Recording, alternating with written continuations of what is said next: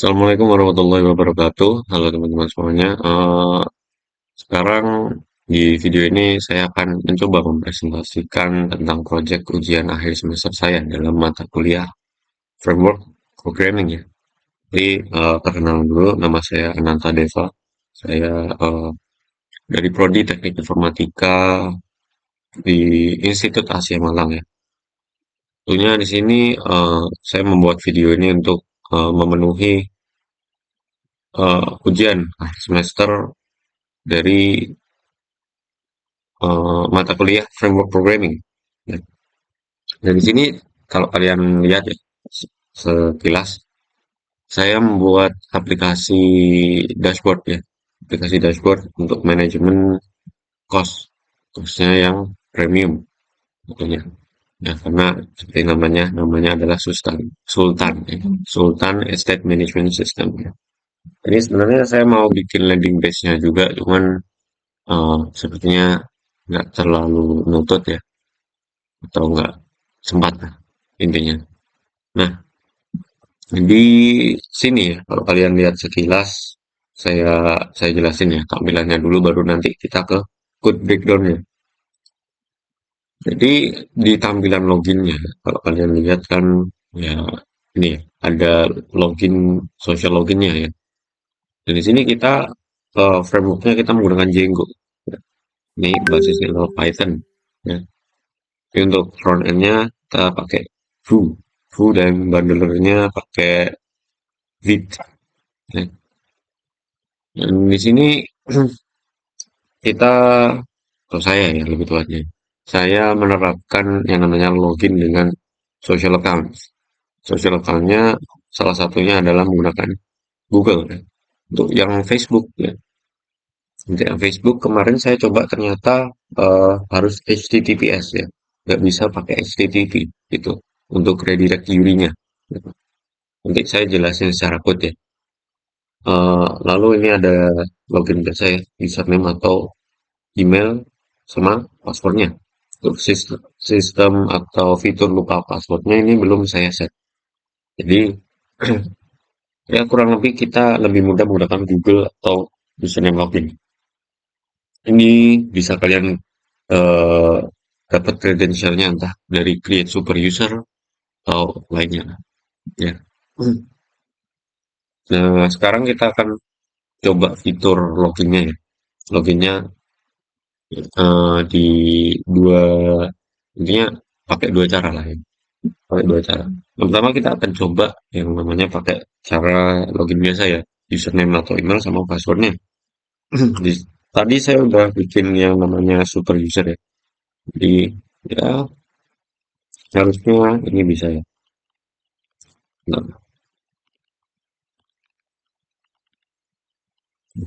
ini ya semoga saya nggak lupa ini. Nah ini bisa ya. Dan otomatis akan tercase ya. Tercase ya. Eh, akan terfetch ya untuk username dan emailnya kalau ada. Kalau super user kan kadang kita emailnya kita blank tuh. Kalau kita blank ya sini kosong. Ini profilnya, ini dashboardnya, data kamarnya, ini penyewa, ya. Dan keuangannya, ya. Ini keuangannya kita menggunakan Chart.js, terus di wrap pakai Vue.js ya, kalau nggak salah. Dan di sini adalah dashboard utamanya di sini, di mana kita bisa check in ya. Check in, misalnya saya demo sebentar lah ya. Demo sebentar, misalnya ini ya. Kita bisa memasukkan nama lengkap penyewanya. Nama lengkap penyewanya, contohnya ya, hmm, ini durasi sewa 3 bulan gitu misalnya. Ini saya agak ngawur aja ya. Nah, ini ada, oh ya untuk kamarnya ada ini ya, tipe Sultan dan tipe standar. Ada tipe satunya lagi saya lupa itu. Nah ini akan muncul post. Nah ini kalau tipe tipe kamarnya ada tiga ya. Ada standar, sultan, dan anak juragan. Yang, yang ini ya, tentunya apa namanya? Fitur, kok fitur sih? Apa sih namanya? Intinya isi dalam kamarnya itu di provide-nya beda lah. Tergantung tipenya. Kalau standar ya, paling cuma dapat kasur, meja, kursi, lampu, wifi-nya free. Ya. Lalu ada kamar mandi, gitu. Lalu sultan, ada ya kasus spring bed, wifi sultan, wifi-nya beda gitu.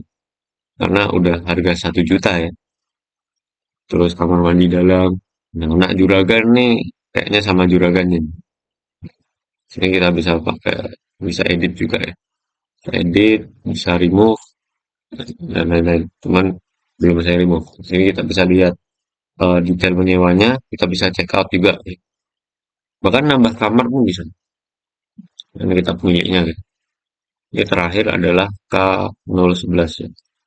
Kalau kita K012, namanya 3 gitu. Ini lebih ke Sultan ya, statusnya masih kosong. Nah, kalau maintenance akan kayak gini ya, nggak bisa diklik atau apa-apa, sampai kita set di data kamar kalau ini udah siap dihuni, atau kita buat kosong gitu lah. Ya. Nah, misalnya kalau kita check out, ya, check out berhasil, akan muncul toast-nya. Nah, lalu untuk data kamarnya itu sendiri, ini ada fitur create-nya ya, create, read, update, delete. Dan di sini kita bisa misalnya ini ya, ini masih maintenance kosong. Ini kita set kosong. Dan harusnya sini udah keluar. Nah ini tadi K006 kan maintenance, sekarang kosong. Oke, untuk penyewanya ya, penyewanya ini harusnya penyewanya ke fetch, karena oh ya tadi saya check out ya. Misalnya kita cekin lagi ya, udah fajar lagi, kok lagi. Lagunya saya tulis loh. Kayak ini. Nah ini, langsung fetch ya. Ada durasinya, habisnya berapa, kamarnya berapa, masuknya tanggal berapa. Jadi tahu, ada nomor HP-nya. Ini bisa diperpanjang juga tambah berapa bulan, misalnya 2 bulan. Berarti durasi totalnya adalah 3 bulan. Misalnya eh, ada yang mau bayar nih, misalnya Bang Daniel Budianto mau mau bayar, ya, misalnya jumlahnya pas, ya, simpan bayaran, ya udah selesai. Ini sebenarnya belum mau saya terapin sistem checkout otomatis ya. Karena kalau misalnya durasinya habis nih, dia kan udah kelewat nih. Harusnya Daniel Budianto nih udah check-in, kok check-in, check out dari kos ini. Ya gitu. Nah, ini riwayat transaksinya kan nambah tuh. Ya, nambah. Terakhir saya tes sih November ya. Lalu di sini kita juga bisa nyatat secara manual ya dari tab keuangan. Gitu. Nah, di sini kita juga bisa ubah password dan lain-lain. Ya. Ya, ubah password. Saya saya sebenarnya takut ini takut lupa ya. Ya, saya tambahin dikit lah. Eh, tambah 1 digit aja. Hmm, gitu. Jadi kalau saya ini intinya ini adalah Admiral berapa berapa gitu. Ini Admiral, 2 digit kan. Admiral 0 berapa berapa. Kalau ini Admiral 0 berapa berapa berapa gitu. Jadi 3 digit lah. Nah, ini ada verifikasi ini ya, verifikasi kok verifikasi sih? Validasi. Ya. validasi sebelum kita ubah password. Ini kan untuk keamanan si user juga ya. Jadi kalau misalnya kita ubah ke yang terlalu similar dengan username ya, ya otomatis akan dikasih tools seperti itu ya. Ini sih kayak ini ya, agak tricky.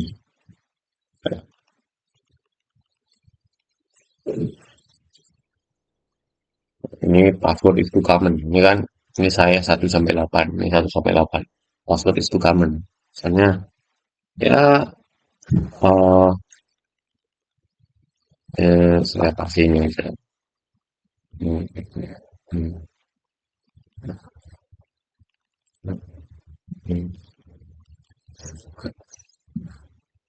Nah, ini baru berhasil ya.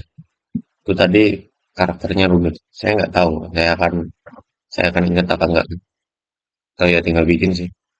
Ini nama depan dengan bisa kita set ya. Ini saya mau saya set ya. Udah. Nah, dan ini dipanggilnya adalah penonton. Oke. Oh ya, saya belum tes fitur ini ya. Tes fitur ini tambah tipe kamar ya. Tambah tipe kamar sebenarnya eh, ya nambah tipe kamar gitu. Misalnya tadi kan paling mahal anak juragan. Misal kita tambah kamar VIP gitu. VIP harganya 10 juta per bulan ini. 10 juta per bulan fasilitasnya dapat semua gitu. Udah simpen tipe, udah. Ini ke Facetime VIP 10 juta per bulan. Agak gila gitu kan nyewa itu. Ya, intinya kayak gitu. Nah, terus oh ya satu lagi ya. Ini kalau kita klik langsung ke pengaturan profil. Oke. Terus kita ini tes login Google-nya ya. Ini sebenarnya sebelumnya udah saya tes ya. Jadi langsung dapat akses tokennya. Sini. Nah ini langsung dapat akses tokennya. Oke. Itu demo dari keseluruhan ini app-nya ya. Sekarang kita ke code breakdown-nya. Karena kalau kita code breakdown di awal, ya, ya takutnya pusing duluan. Nah, eh ini adalah project struktur saya ya.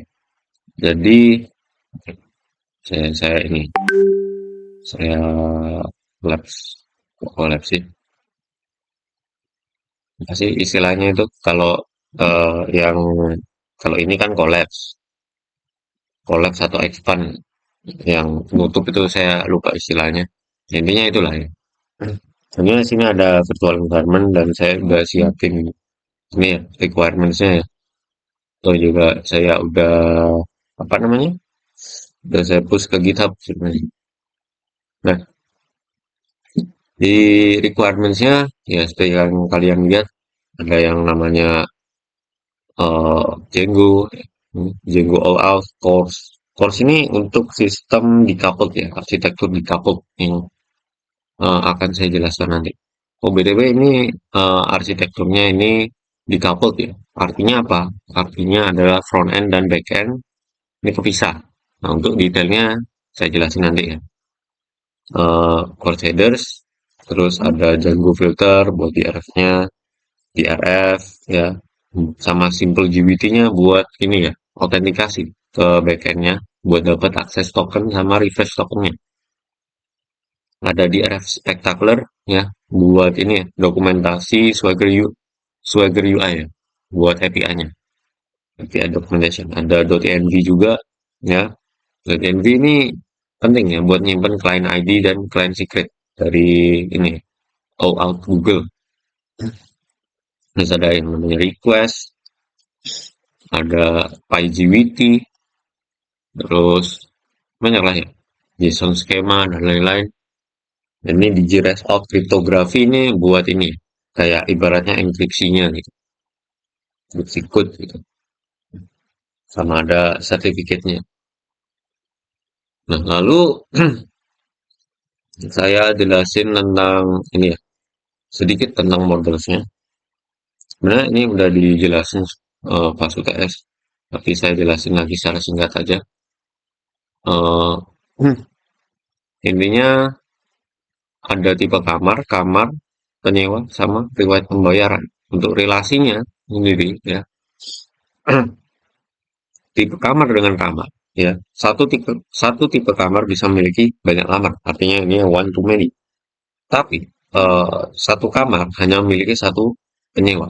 Artinya one to one dengan penyewa. Lalu satu penyewa bisa memiliki banyak riwayat pembayaran. Artinya penyewa dengan riwayat pembayaran ini relasinya adalah one to many. Dan ada yang namanya Django signals. Jadi kalau eh, perubahan state ya, ini buat perubahan state-nya juga biar langsung ke fetch gitu intinya. Misal kalau kita check in status kamar jadi ini gitu. Kalau hapus jadi kosong. Ya kayak gitu ya. Terus ada API URLs-nya buat semua modusnya ya. Tipe kamar, kamar penyewa dan riwayat bayar. Views-nya ya buat ngatur view set ini ya. Buat view set ini semua. Oke. Lalu ada serializer. Ini fungsi serializer adalah untuk menerjemahkan ya. Misalnya Python object jadi JSON atau JSON atau buat di serialize lah istilahnya ya. Dari JSON ke Python object biar bisa dibaca sama backend. Backendnya kan biasanya Python. Intinya kayak gitu. Ini untuk URLs-nya. URLs-nya ya banyak ya. Untuk auth, registration, skema, docs, dan lain-lain ya. Nah, ini untuk dokumentasinya, soalnya ya. Permisi. Nah, untuk front end-nya sendiri kita pakai Vue, ya. Vue.js ya. Dan ini menggunakan arsitektur di kapot ya. Nah, kalau kita bahas tentang arsitektur di kapot, eh, ada yang namanya course ya. Ada yang namanya course. Ini course allowed origins. Course ini kalau di Django kita harus install yang namanya course headers ya. Ya, pip install course headers gitu. Ini ya. Ini adalah port dari si Foo. Ya. Kalau kita lihat nih, portnya adalah 5173. Gitu. Nah, kelebihan kelebihan dari arsitektur di kapot ini ya. Kemudian dari arsitektur di kapot ini adalah dalam segi scalability, skalabilitas lah intinya. Scalability. Jadi front end dan back end ini bisa di develop secara paralel. Jadi front end ya sendiri, back end ya sendiri. Jadi front end developer ini kerjanya buat ini ya, ngeproses, ya ngebikin request dan lain-lain ya, ngambilin eh, respons dari back end-nya, lain-lain lah. Intinya itu, lalu back end ini ya, back end developer ya, buat ini ya, bikin API-nya, istilahnya, sama routing-nya, routing. Dan mereka ini bekerja dalam yang namanya API contract. API contract ini ya seperti yang ada di API Docs ini ya. Ada namanya eh, authentication, financial summary, kamar, penyewa, riwayat bayar.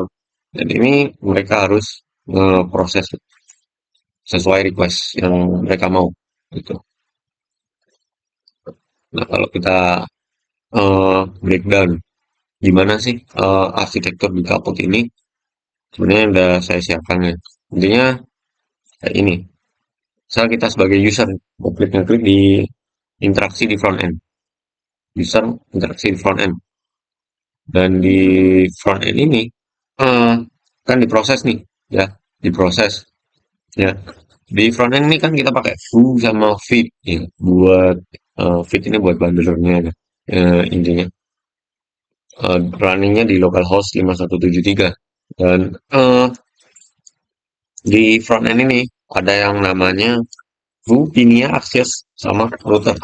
Nah, pinia ini fungsinya untuk storage nih, di mana pinnya ini akan nyimpan akses token, refresh token, dan lain-lainnya.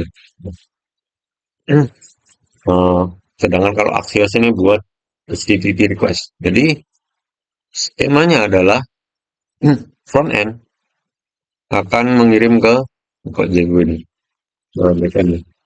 Nah, front end akan mengirim HTTP request ke backend dalam bentuk JSON ya. Hmm. Dan oleh serializer ya, karena Django ini kan punya yang namanya serializer ya. Serializer ini tugasnya adalah men-serialize atau men-deserialize. Apa maksudnya serialize sama deserialize? Intinya kalau serialize ini mengubah Python object jadi JSON.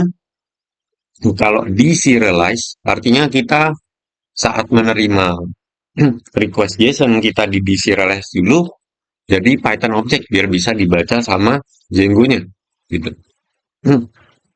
Dan ini di backend kan ada models. Models ini buat object relational mapping juga, ada viewset URL-nya. Dan inilah peran backend. Backend itu ibaratnya otaknya lah ya, yang ngeproses gitu. Ibarat kita dapat informasi gitu, masuk tuh ke telinga kita. Ini kan masih informasi mentah. Nah, yang memproses menjadi sebuah insight adalah otak kita. Jadi backend ini otak kita. Front end ini cuma mengirim data mentah aja. Langsung setelah diproses, maka akan menghasilkan HTTP response ya, di mana mereka akan mereturn akses token dan refresh token untuk si front end ya. Dan akses token dan refresh token ini akan di save ke pinnya ya, save ke pinnya. Oke, ini intinya HTTP request buat dilakukan oleh Axios ya. Intinya kayak gitu. Dan ini backend ya nge-fetch database juga ya. Kalau development kita pakai SQLite, kalau production kita pakai PostgreSQL ya. Nah, kayak gitu. Itu adalah konsep dari arsitektur di Kapot ya. Kapot ini seperti yang saya jelasin tadi, kita bisa front end dan back end untuk bekerja secara paralel. Lalu eh, ini berguna juga untuk dalam segi skalabilitas. Ya. Kalau proyeknya tambah besar, ya mereka jadi enak buat developnya. Intinya seperti itu. Eh, Lalu ini ya, sebenarnya awalnya saya membuat pakai indeks HTML ya, atau pure HTML, CSS, JavaScript. Ya. Cuman karena banyaknya logic yang harus saya proses ya, saya pakai modern framework. Tentunya adalah Vue. Vue ini ya lumayan berguna, bukan lumayan berguna sih, lumayan mudah untuk dipelajari oleh orang yang cuma familiar dengan HTML, CSS, JavaScript ya, karena base-nya ini ya mirip-mirip lah ya, mirip-mirip sama yang namanya mana sih? Ya ini kayak gini ya, mirip caranya, cara pakainya kayak kita bikin HTML, CSS, JavaScript, tinggal kita apa? Kita inisialisasi, bla bla bla, kayak gitu sih. Dan ini untuk stylingnya kita pakai ini ya, pakai yang namanya DC UI, nih, DC UI itu. Lalu untuk animation library-nya kita pakai Motion tadi.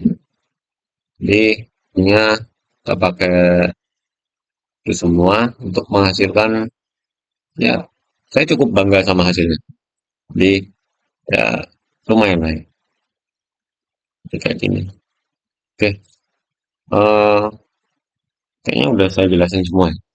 Mungkin itu saja dari penjelasan penjelasan ini ya, penjelasan project kuas saya dalam mata kuliah framework programming. ya. Dan ini juga bisa dilihat di GitHub saya. Di GitHub saya juga sudah saya tulis ya, cara runningnya bahkan sampai database skemanya dan lain-lain, API endpoints-nya. Nah, tapi ini belum saya update sih untuk segi tampilan screenshotnya ya. Nanti mungkin saya update. eh, dan mungkin kalau ada yang mau clone atau nyoba, ya silakan aja. Kalian tinggal ke GitHub saya.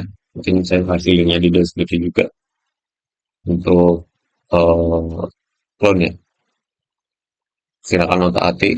Ya ini open source juga. Jadi ya mungkin itu saja. Sekian dan terima kasih udah nonton ya. Assalamualaikum warahmatullahi wabarakatuh.